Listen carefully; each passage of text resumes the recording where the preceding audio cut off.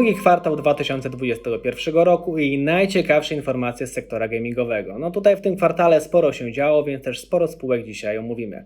Po pierwsze, tradycyjnie CD Projekt i najważniejsza informacja z tej spółki, to znaczy Sony wreszcie zdecydował o przywróceniu dostępności cyfrowej wersji gry Cyberpunk w sklepie PlayStation Store począwszy od 21 czerwca.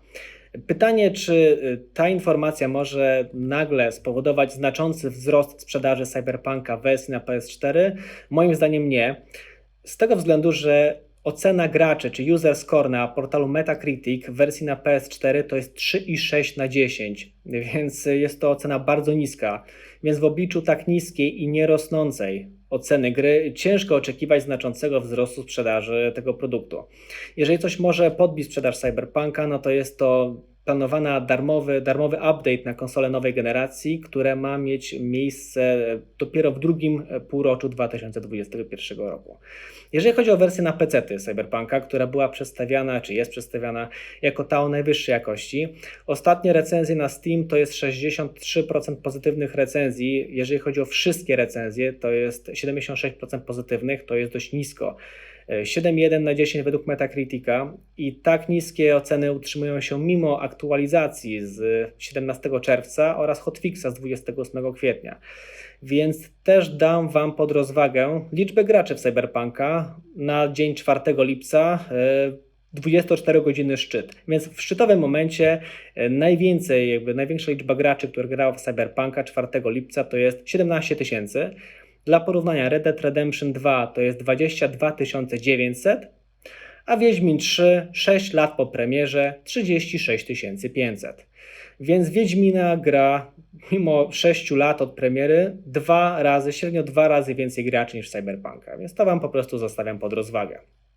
Dalej, jeżeli chodzi o wyniki CD Projektu za pierwszy kwartał 2021 roku, no niestety, ale one były poniżej oczekiwań. Na poziomie przychodów 17% poniżej oczekiwań, na poziomie EBIT-u prawie 56% poniżej oczekiwań i na poziomie zysku netto ponad 64% poniżej oczekiwań. Jeżeli chodzi o sprzedaż Cyberpunka za pierwszy kwartał 2021, ona odpowiadała za około 60% przychodów CD Projektu. Spółka nie podała konkretnych danych, jeżeli chodzi o wolumen sprzedaży, natomiast szacowany wolumen, podkreślam szacowany wolumen sprzedaży Cyberpunka za pierwszy kwartał, to w zależności od ceny, którą przyjmiemy, bo tam były po drodze promocje, no to jest około od 700 000 do 800 000 sprzedanych egzemplarzy, w zależności od przyjętej ceny, więc to jest wynik słaby. Jeżeli chodzi o sprzedaż Cyberpunka za 2020 rok, to było 13,7 miliona egzemplarzy, poniżej oczekiwań.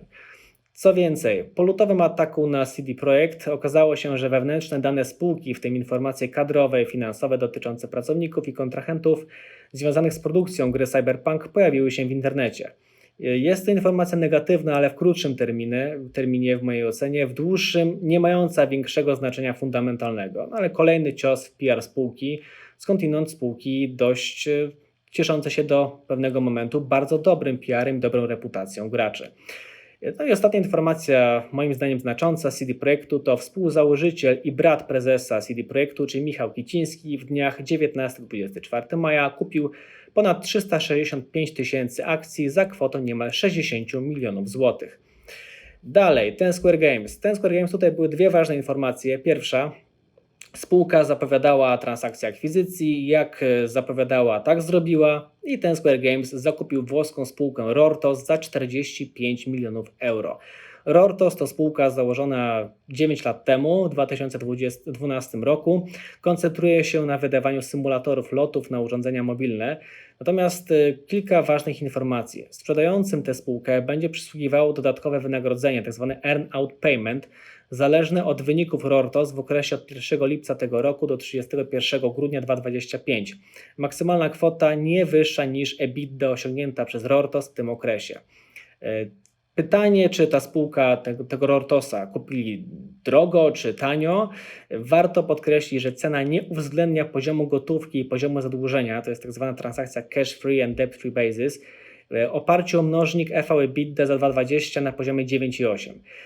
Ten Square Games za 4 ostatnie kwartały 2020 był, czy jest notowany ze wskaźnikiem EV/EBITDA na poziomie 17,1. Więc tu mamy ten Square Games EV/EBITDA 17,1, Rortos 9,8. Więc wydaje się, że nabycie spółki za właśnie 9, na poziomie, ze wskaźnikiem na poziomie 9,8 sprawia wrażenie atrakcyjnej, choć podkreślam, że jest ta transakcja bez uwzględnienia, znaczy ten wskaźnik nie uwzględnia gotówki, poziomu zadłużenia netto oraz earn-out payment, co w pewnym stopniu ogranicza atrakcyjność transakcji. Natomiast w moim odczuciu, moim zdaniem, mimo wszystko jest to transakcja korzystna, mimo tutaj tych nieuwzględnienia właśnie tych wskaźników, czy tych warunków bardziej. I druga informacja, 28 czerwca gra Fishing Clash otrzymała nareszcie od chińskiego regulatora licencję na wydanie tytułu w Chinach, więc widzieliśmy, co się działo na sesji. W pewnym momencie prawie 17% kurs akcji wzrósł. Natomiast jeżeli chodzi o sam boost przychodowy tak zwany, który jest możliwy do osiągnięcia dzięki właśnie wejściu na rynek chiński, prognozy mówią o pierwszych powiedzmy mocniejszych czy większych wynikach, które będą mogły być do zaobserwowania najwcześniej w sierpniu, we wrześniu, ponieważ lipiec to raczej będzie dostosowywanie Fishing Clasha do rynku chińskiego. Dalej, CI Games. 4 czerwca miała miejsce udana premiera Sniper Ghost Warrior Contracts 2. Dlaczego udana? Przychody ze sprzedaży kontraktu dwójki po 10 dniach od premiery były wyższe o 170% w porównaniu z kontraktami jedynką.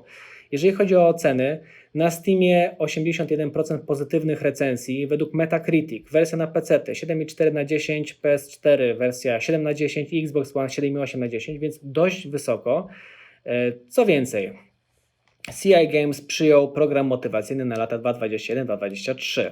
Realizacja tego programu jest uzależniona od osiągnięcia jednego z celów. Są to tutaj dwa takie powiedzmy cele czy tam warunki.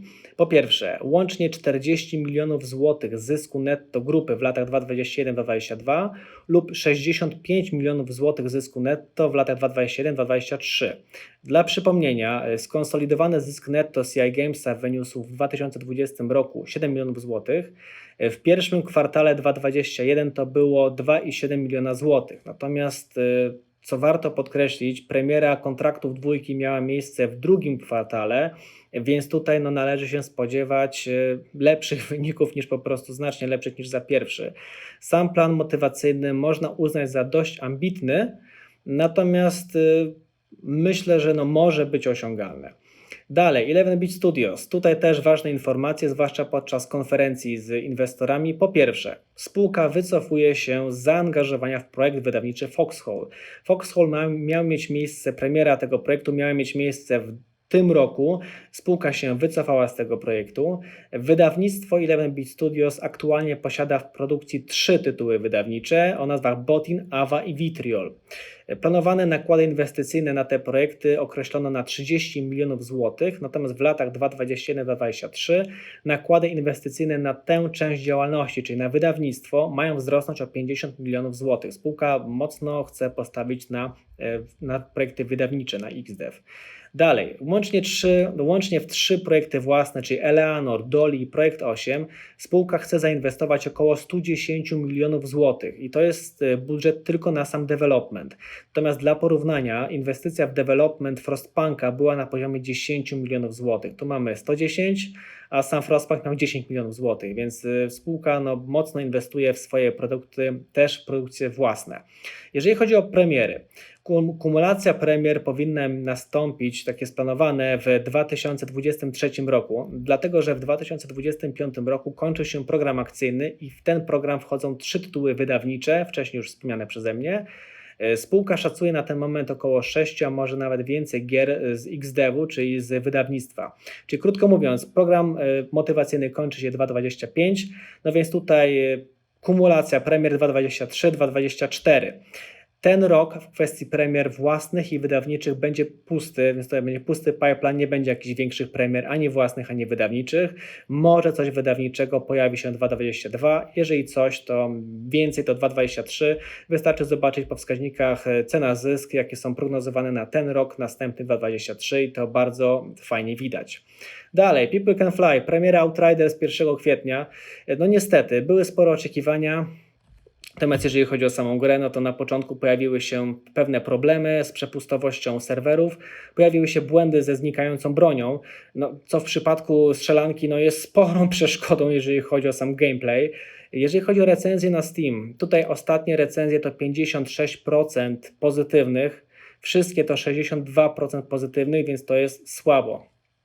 Jeżeli chodzi o Metacritic, wersja na PC to jest 5,7 na 10, PS4 4,7, Xbox One 6,3. Niestety oceny niskie. Creepy Jar. Premiera gry Green Hell na konsolach PS4 i Xbox One miała miejsce 9 czerwca. Premiera gry na konsolach Sony w Azji jest planowana w ciągu kilku najbliższych tygodni. W najbliższych miesiącach też wersje konsolowe Green Hell mają zostać wzbogacone o 2 darmowe części dodatku Spirits of Amazonia. Premiera darmowego dodatku Green Hell Spirits of Amazonia 2 na PC-ty miała miejsce 22 czerwca. Spółka stawia na wydawanie właśnie darmowych części tego dodatku Spirits of Amazonia, żeby po prostu podbić sprzedaż w wersji pełnej Green Hella, która sprzedaje się dość dobrze. Co wydarzy się w takim razie, co może się wydarzyć w nadchodzących kwartałach? Po pierwsze, jeżeli chodzi o CD Projekt, gra mobilna CD Projektu The Witcher Monster Slayer zadebiutuje 21 lipca. Gra mobilna na zasadzie takie powiedzmy Pokémon Go, tylko Wiedźmin. Dalej upgrade na konsolę nowej generacji dla Cyberpunka i Wiedźmina Trójki, to o czym wspominałem na początku. I jeżeli chodzi o 11-bit Studios, prezentacja nowej gry w sierpniu. Tutaj też oczekujemy, co to może być i może dowiemy się ewentualnych szczegółów dotyczących pipeline'u produktowego, ewentualnie daty premiery planowanej. Do końca roku spółka, czyli 11-bit Studios, może podpisać jeszcze od 1 do 2 nowych umów wydawniczych. W tym roku powinna też zostać wydana gra Frostpunk w wersji mobilnej, a także odbyć się premiera gry planszowej. Początkowa wysyłka gry planszowej szacowana jest na 50 000 egzemplarzy, przy czym Frostpunk mobilny i gra planszowa Frostpunk to jest raczej peanut, jeżeli chodzi o przychody spółki, natomiast z punktu widzenia PR-owego jest to informacja pozytywna. Dalej, The Farm 51 All In Games. Premiera gry Chernobylit, której producentem jest The Farm 51, a wydawcą All In Games na PC będzie miała miejsce 28 lipca. Premiera na pozostałych platformach, czyli PS4 i Xbox One nastąpi nie później niż do końca trzeciego kwartału 2021. Techland. Być może premiera Dying Light 2. W opublikowanym teaserze do gry w końcu pojawia się data na końcu tego teasera pojawia się data 2021, więc być może jest to wskazówka co do planowanej daty premiery gry Dying Light 2 i Playway. Bump Simulator, czyli symulator Menela, planowana premiera tej gry w trzecim kwartale 2021 roku. Więc będzie się działo dużo, więc zachęcam do oglądania, do śledzenia informacji z rynku gamingowego. I do usłyszenia.